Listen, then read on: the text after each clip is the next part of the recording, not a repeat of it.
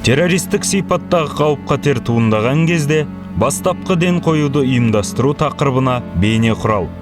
Күн сайын қызметке шыға отырып, құқық қорғау органдары біздің республика азаматтарының қауіпсіздігіне байланысты әртүрлі қиындықтарға ұшырасады. Кейде адам өмірі тұратын оқиғалар орын алады.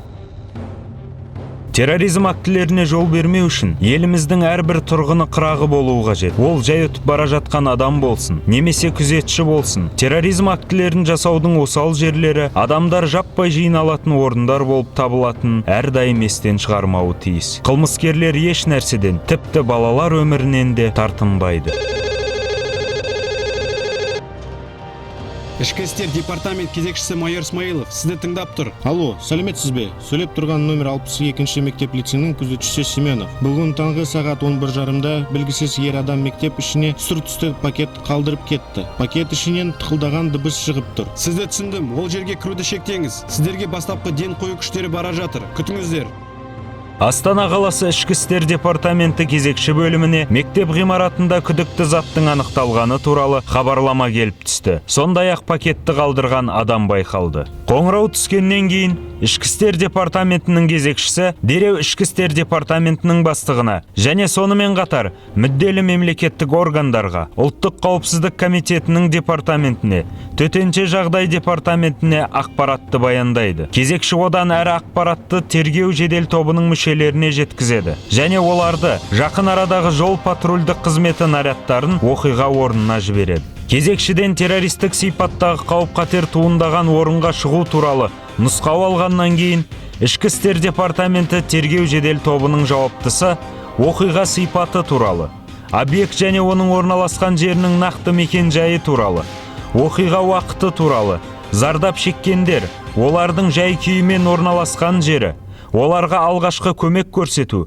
қауіпті аумақтан эвакуациялау бойынша орнында қабылданған шаралар туралы, қирау ауқымы, өзге де зиянды салдарлар туралы, оқиғаға ықтимал қатысы бар адамдарға деректер туралы, куәгерлердің болуы және олардың орналасқан жері туралы егжей-тегжейін нақтылауға міндетті. Одан әрі, тергеу жедел тобының жауаптысы мынандай іс-қимылдарды орындайды. Топ жеке құрамына жеке қорғану құралдарымен, броньды кеудешелермен, қорғаныс дулығаларымен жарақтануға команда береді. Криминалистика техникасы мен техникалық құралдарын тиеуді ұйымдастырады. Оқиға орындағы бастапқы іс-қимылдар бойынша топ жеке құрамына міндеттер қояды. Топ құрамымен оқиға орнына кетеді.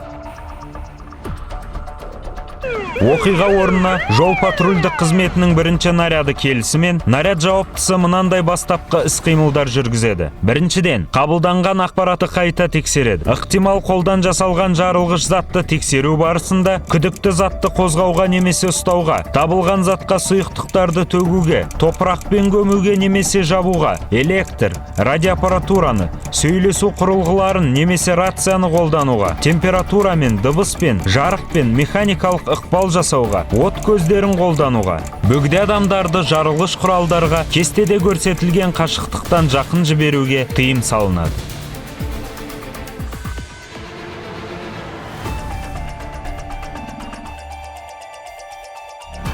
Екіншіден, объектіні қоршауды жүзеге асырады. Үшіншіден, оқиға туралы хабарлағанды және басқа да ықтимал оқиға куәгерлерін сұрауды жүргізеді. Төртіншіден, ықтимал зардап шеккендер мен ғимаратта қалып қойғандар туралы деректерді. Бесіншіден, эвакуацияланған адамдар санын нақтылайды. Барлығын ішкі істер департаментінің кезекшісіне баяндайды. Ішкі істер департаментінің, ұлттық қауіпсіздік комитеті департаментінің тергеу жедел тобы келгенге дейін оқиға орнына келген күштер мен құралдардың бастапқы іс-қимылына басшылық жасайды. Оқиға орнына келген жол патрульдік наряды жауаптысының бастапқы іс-қимыл алгоритмін қайталайық. Қабылданған ақпаратты қайта тексереді, объектіні қоршауды жүзеге асырады, оқиғаны хабарлағанды және куәгерлерді сұрауды жүргізеді, ықтимал зардап шеккендер мен ғимаратта қалып қойғандардың болуын нақтылайды, эвакуацияланған адамдар санын тіркейді, барлығын ішкі істер департаментінің кезекшісіне баяндайды. Тергеу жедел тобы оқиға орнына келісімен жол патрульдік қызметі нарядының жауаптысы орындалған іс-шаралар туралы баяндайды және барлық алынған мәліметтерді тергеу жедел тобының жауаптысына береді. Тергеу жедел тобының жауаптысы мынандай іс-қимылдарды ұйымдастырады. Қажет болған жағдайда объектіні қосымша қоршауды жүзеге асырады, шұғыл тергеу әрекетін орындайды, қажет болған кезде зардап шеккендерге жәрдем көрсету және оларды денсаулық сақтау ұйымдарына жөнелту, құзырлы адамдардан және куәгерлерден қосымша ақпарат алу, қылмысты оқшаулау және ықтимал зиянды салдардың, жарылыстардың, өртенудің, қираудың алдын алу, қылмысты ескерту және жолын кесу, күдікті адамды іздестіруді ұйымдастыру, бөгде адамдарды оқиға орнынан аулақтату.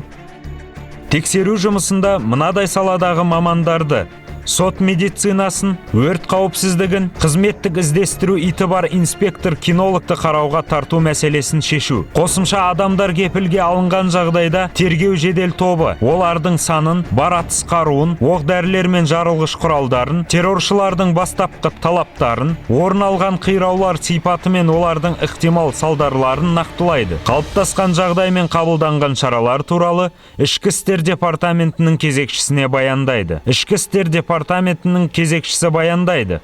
Генерал мырза, номер 62 мектеп лицейіндегі күдікті заттың табылу туралы ақпарат расталды. Ақпарат расталған немесе жарылғыш құралдар іске қосылған кезде, сондай-ақ кепілге алған кезде осы қылмыстық іс-әрекет Қазақстан Республикасы қылмыстық кодексінің 255, 261, 269 баптарына сәйкес жүктеледі және одан әрі іс-қимыл ұлттық қауіпсіздік комитеті департаментінің тергеу жедел тобы жауаптысының басшылығымен жүзеге асырылады. Ақпарат расталмаған кезде осы іс-әрекет Қазақстан Республикасы қылмыстық кодексінің 273 бабына сәйкес жүктеледі және одан әрі іс-шараларды Қазақстан Республикасы Ішкі істер министрлігінің аумақтық бөлімшелері жүзеге асырады.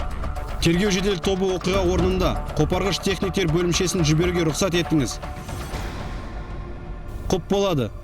Қорытындысында бекітейік, оқиға орнында тергеу жедел тобы қауіпсіздік қызметімен және басқа да көмекші қызметтермен өзара іс-қимылда мынадай шұғыл іс-шараларды жүргізеді. Келген қызметкерлермен және мүдделі мемлекеттік органдардың әскери қызметшілерімен терроризм актісі жасалған объектінің әкімшілік өкілдерімен өзара байланыс орнатылады. Олардан объектінің ерекшеліктері мен орналасуын және жеке учаскелерін білетін маман бөлінеді. Тартылатын полиция қызметкерлерінің, әскери қызметшілердің, мүдделі мемлекеттік органдардың, жедел ден қою жасақтарының күшімен терроризм актісі жасалған жерді қоршау жүргізіледі. Жеке қауіпсіздік және салдарлардың басталуын, жарылыстың, зардап шеккендер өлімінің, оттың, қираудың алдын алу қамтамасыз етіледі. Жарылыс орын алған жағдайда немесе оларды жасау қаупі туындаған кезде оқиға орнына коммуналдық қызмет өкілдері шақыртылады. Жедел топтар келісімен құқық қорғау органдары қызметкерлерінің іс-қимылдарына ортақ басшылық жүзеге асырылады. Басшылық жасау олардың тікелей басшыларына беріледі. Еліміздің азаматтарының өмірі терроризм актісі жасалған орындардағы құқық қорғау органдарының барлық қызметкерлерінің дұрыс басшылық жасауы мен үйлесімді іс-қимылдарына байланысты және кездейсоқ құрбандықтарға жол бермейді. Бейне құрал Қазақстан Республикасы Қорғаныс Министрлігінің 14776 әскери бөлімі, Астана қаласы ұлттық қауіпсіздік комитеті департаменті және Ішкі істер департаментінің жәрдем көрсетуімен дайындалды.